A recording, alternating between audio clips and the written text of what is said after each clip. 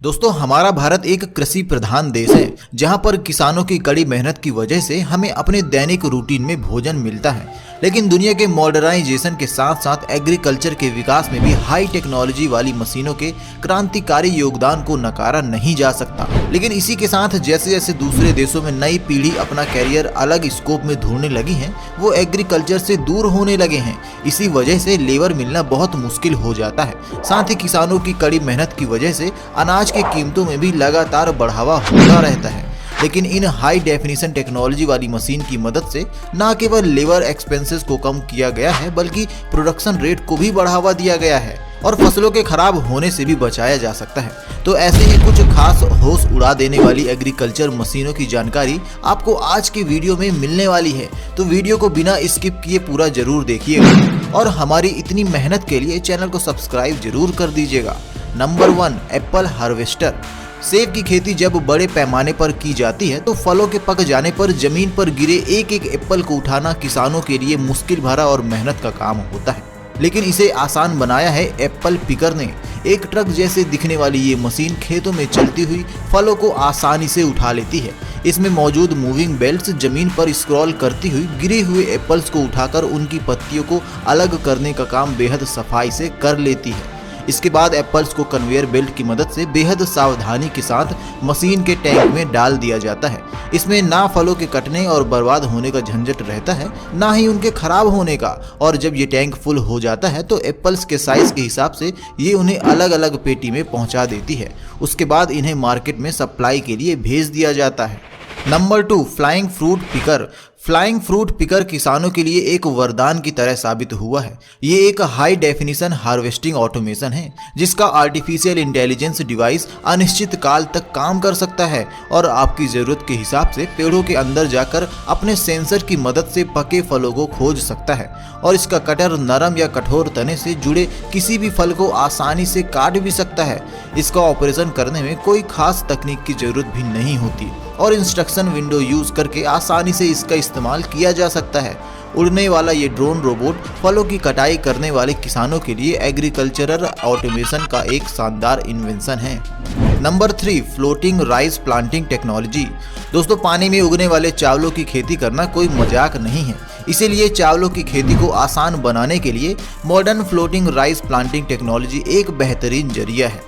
इसमें बड़े बड़े तालाबों और नहरों में एक सीधी लाइन में होल्स वाले पैडीज बिछा दिए जाते हैं। इन पैडीज में गमलों के लिए एक साइज के सांचे बने होते हैं। इसके बाद इन पैडीज में बने गमलों के सांचे में बीज और खाद वाली काली मिट्टी डालकर गमलों को फिट करके पानी में रहने दिया जाता है।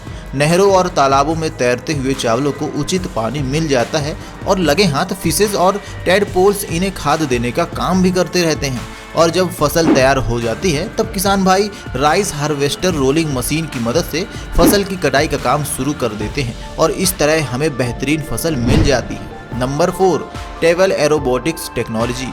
फलों के विशाल बागानों से पके हुए फलों को तोड़कर इकट्ठा करना टेबल एरोबोटिक्स टेक्नोलॉजी के लिए बाएं हाथ का खेल है। एडवांस टेक्नोलॉजी की इस मशीन के स्मार्ट सेंसर ड्रोन्स बगीचों का निरीक्षण करके पके हुए फलों का इंस्ट्रक्शन देते हैं और जो फल ज्यादा पके होते हैं उन्हें ही रोबोटिक हैंड्स की मदद से फलों को बिना नुकसान पहुंचाए टहनी से काट लिया जाता है। इसमें लगे आर्टिफिशियल इंटेलिजेंस और डेटा एनालिटिक्स सेंसर्स फलों की मिठास और उनकी गुणवत्ता का निरीक्षण करके उन्हें छांटने का काम करती है। इस मशीन की एलईडी लाइट्स की सहायता से रात के अंधेरे में भी फ्रूट्स हार्वेस्टिंग करके समय बचाया जा सकता है और हार्वेस्टिंग के बाद फलों को इकट्ठा करके टैंक में भरकर मार्केट में भेज दिया जाता है। Number 5, pumpkin harvester. ऐसे तो कद्दू की बेल उगाई जाती है, लेकिन इनकी कटाई करने के वक्त हमारे किसान भाइयों की हालत पतली हो जाती है। तो बड़े पैमाने पर कद्दू की खेती में फसल की कटाई करने के लिए पंपकिन हार्वेस्टर मशीन का इस्तेमाल किया जाता है। इसमें ट्रैक्टर जैसी मशीन के आगे एक बड़ा सा विशाल रोलर लगा होता है जो चलते हुए जमीन पर बेलों से कद्दू की कटाई करके उन्हें इकट्ठा करता है। कन्वेयर बेल्ट की मदद से कद्दू को आगे की प्लेट्स पर पहुंचा दिया जाता है। फिर स्लाइडर इन कद्दुओं को मशीन के टैंक तक पहुंचाने का काम करता है, जहां इन्हें अलग अलग साइज के हिसाब से पेटियों में भर लिया जाता है और फिर इन्हें मार्केट में भेज दिया जाता है। नंबर 6 फ्लोगर पोटैटो हार्वेस्टर। दोस्तों आलू की खेती करना ऐसे तो बहुत मुश्किल भरा काम होता है, लेकिन कटाई के वक्त जब मिट्टी में से आलू निकालने की बात आती है तब क्रेन के जैसे दिखने वाली ये मशीन पोटैटो हार्वेस्टिंग का एक क्रांतिकारी आविष्कार साबित हुई है।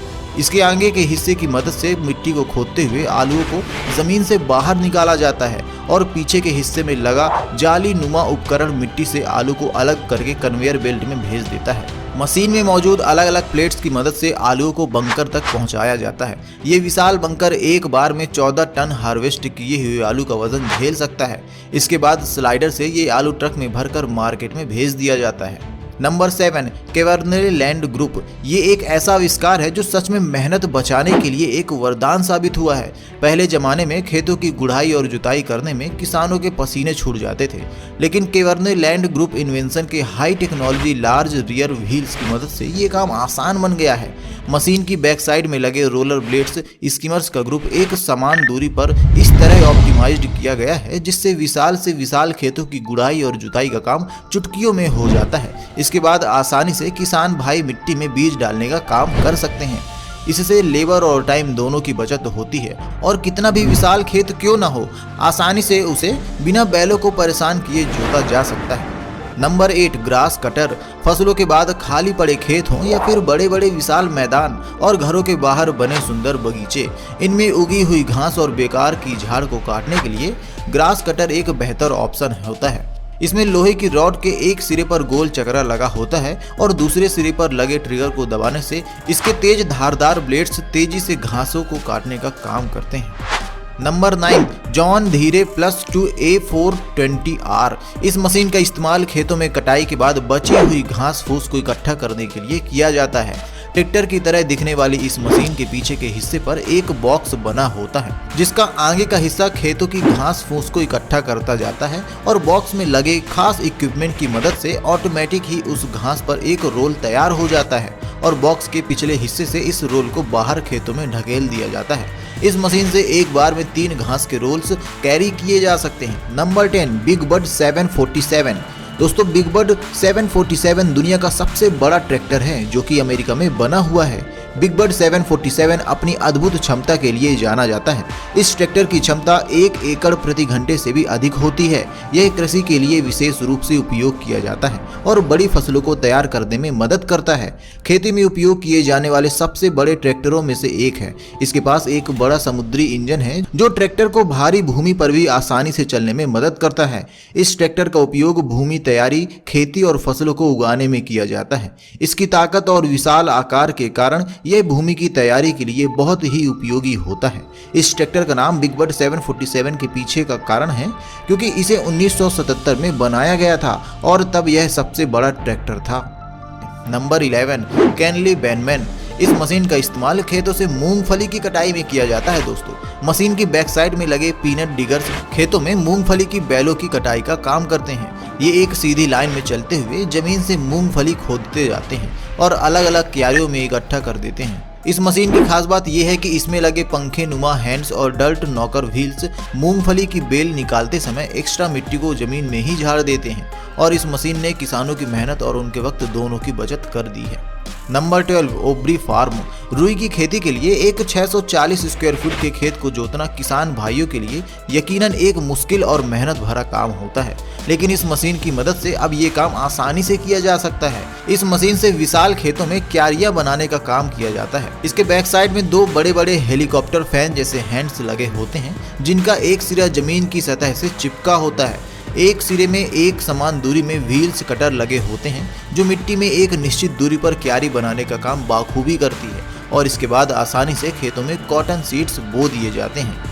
तो दोस्तों देखा आपने, ये थी आज की हमारी एडवांस टेक्नोलॉजी की कुछ हाईटेक डेफिनेशन वाली एडवांस मशीनें जिन्हें मॉडर्न टाइम में लो कॉस्ट के साथ लो लेबर इन्वेस्टमेंट को बढ़ावा तो दिया ही है, साथ ही एग्रीकल्चर के स्कोप में तेजी लाने का काम भी किया है। उम्मीद करते हैं आपको आज का ये वीडियो पसंद आया होगा। चैनल को लाइक करके सब्सक्राइब करना बिल्कुल ना भूलें। मिलते हैं अगली वीडियो में। धन्यवाद।